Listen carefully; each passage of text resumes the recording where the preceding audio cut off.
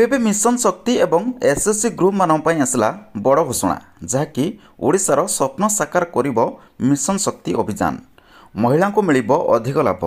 तेबे आसंतु कौन कहते उपमुख्यमंत्री आसंतु संपूर्ण अपडेट उपरे जानिबा से भिडियोटी को शेष पर्यंत देखंतु।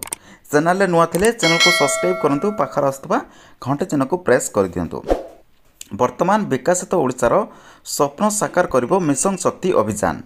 मिशन शक्ति विभाग समीक्षा करी यह कहते उपमुख्यमंत्री तथा विभागीय मंत्री प्रतिभा परिड़ा।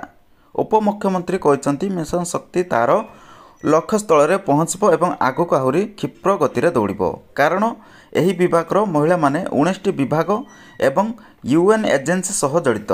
तेणु आगामी 100 दिन भितर मिशन शक्ति को नहीं योजना प्रस्तुति हेब।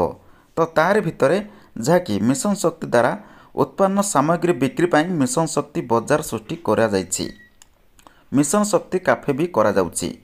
मिशन शक्ति महिला को विदेश भ्रमण मध्य सुविधा दिया जाउछि।